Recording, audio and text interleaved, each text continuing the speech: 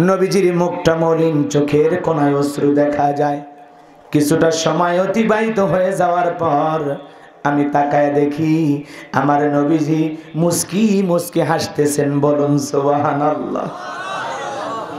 হযরত আনাস ডেকে বলেন, নবী গো, এই মাত্র দেখলাম আপনার মনটা খারাপ, মুখটা মলিন, চোখের কোনায় অশ্রু, আবার দেখি আপনি মুস্কি মুস্কি হাসেন। আমার নবীর মনটা কেন খারাপ? কারণ আছে না নাই? নবীর চোখে কেন পানি? কারণ আছে না নাই? কারণ হলো বাজান গো আমার, নবীজির কলিজার টুকরা ছেলে সন্তানগুলো একে একে করে মারা যায়। ইব্রাহিম মারা যায়, আবুল কাসেম মারা যায়, তাহের মারা যায়। নবীজির মনটা বড় ব্যথিত। পিতা হিসাবে একে একে যদি 3টা সন্তান মারা যায়, বলেন তো বাজান নবীজির খারাপ লাগে কিনা? কষ্ট লাগে কিনা? নবীও তো বাবা, পৃথিবীর শ্রেষ্ঠ বাবা। নবীজির মনটা ভীষণ খারাপ। সব ছেলে সন্তানগুলো মারা গেল, একটা ছেলে সন্তানও জীবিত থাকলেন না। নবীর কাছের চাচা, নাম হলো আবু লাহাব, ডেকে বলে, ভাতিজা, তোমার বংশে বাতি জ্বালানোর কেউ থাকলো না, তুমি একটা লেজ কাটা, তুমি একটা নির্বংশ। জোরে কন্যা উযুবিল্লাহ। একে তো সন্তান হারানোর ব্যথা, অন্যদিকে আপন মানুষদের সমালোচনা। নবীজির মনের কষ্ট কমে না বাড়ে? আপনারাই বলেন তো বাজান, আল্লাহ না করুক, আল্লাহ না করুক, আপনার আমার সন্তান যদি মারা যায়, কাছের মানুষদের উচিত বিপদের দিনে সান্ত্বনা দেওয়া। আত্মীয় স্বজন এসে বলবে, বাবা সবর করো, ধৈর্য ধারণ করো, জীবন মৃত্যুর মালিক আল্লাহ, আল্লাহ সন্তান দিয়েছে, আল্লাহ নিয়েছে, মন খারাপ করো না, সবর করো, ধৈর্য ধারণ করো। আল্লাহ যদি চাই বছর না ঘুরতে আবারও ঘর আলোকিত করে সন্তান জন্ম নেবে। কথা বলেন ঠিক কিনা? বিপদের দিনে কাছের মানুষদের উচিত কি দেওয়া? সান্ত্বনা দেওয়া। কথা বলেন ঠিক কিনা? কিন্তু নবীর চাচা আবু লাহাব এতটাই খারাপ, সান্ত্বনা দেওয়া দূরের কথা, ডেকে বলে, ভাতিজা, তোমার বংশী বাতি জ্বালানোর কেউ থাকলো না, তুমি একটা লেজ কাটা, তুমি একটা নির্বংশ। জোরে কন্যা উযুবিল্লাহ। একে তো সন্তান হারানোর ব্যথা, অন্যদিকে কাফেরদের সমালোচনা। নবীজির মনের কষ্ট কমে না বাড়ে? বলেন তো বাজান, নবীজির একটা ছেলে সন্তান দুনিয়ার জমিনে কেন জীবিত থাকলো না?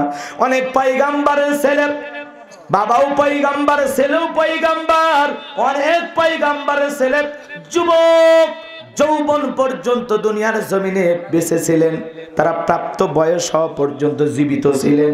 কিন্তু নবীর একটা ছেলে সন্তানও কেন জীবিত থাকলেন না? কেন তারা যৌবন পর্যন্ত বেঁচে থাকলেন না? শিশুকালে বিদায় নেওয়ার পেছনে কারণ আছে না নাই? নবীজির ছেলে সন্তানগুলো শিশুকালে বিদায় নেওয়ার পিছনে রহস্য কি? কারণ কি? কারণ আছে 3টি। জোরে বলেন কয়টি? আরো জোরে বলেন কয়টি? নবীজির ছেলে সন্তানগুলো কেন আল্লাহ পাক শিশুকালে নিলেন? একটা ছেলেও কেন জীবিত থাকলো না? কেন তারা প্রাপ্ত বয়স হওয়া পর্যন্ত আল্লাহর জমিনে বেঁচে থাকলো না? এর পিছনে কি রহস্য, কি কারণ নবীর উম্মত হিসাবে জানার দরকার আছে না নাই? কারা কারা শুনতে চান দু হাত তুলে আল্লাহকে একবার দেখান। লিল্লাহে তাকবীর। হাত নামান আমার ভাইয়েরা।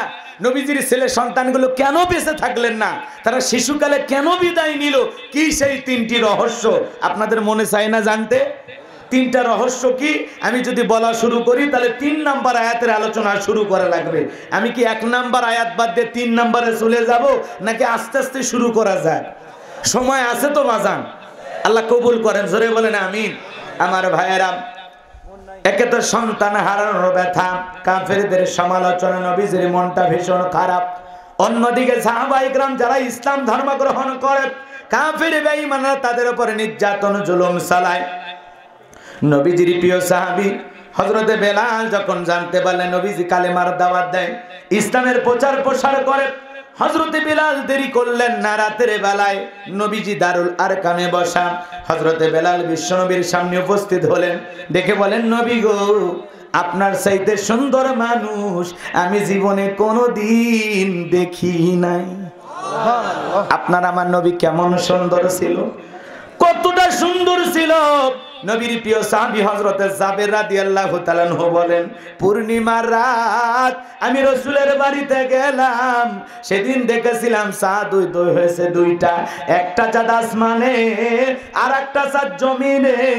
আমি আসমানের চাঁদের দিকে একবার তাকাই, জমিনের চাঁদের দিকে একবার তাকাই, ওই আসমানের চাঁদের চাইতে বিশ্ব নবীকে আমার কাছে বেশি সুন্দর মনে হয়।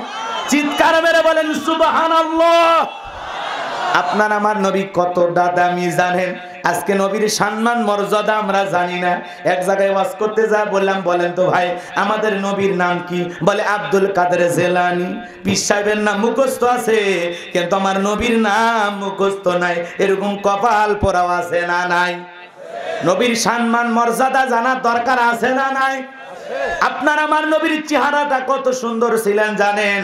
আম্মা জান আয়েশা ডেকে বলেন, যারা ইউসুফ নবীর চেহারার দিকে তাকাইয়া ফল কাটতে গিয়ে আঙ্গুল কেটে ফেলে দিয়েছিল, ওরা যদি বিশ্ব নবীর চেহারা মোবারকের দিকে তাকাইতো, শুধুমাত্র আঙ্গুল নয়, আঙ্গুল কাটতে কাটতে, হাত কাটতে কাটতে কখন যে নিজের কলিজা কেটে দুফাক করে দিত, মুহূর্তের জন্য টের পাইতো না।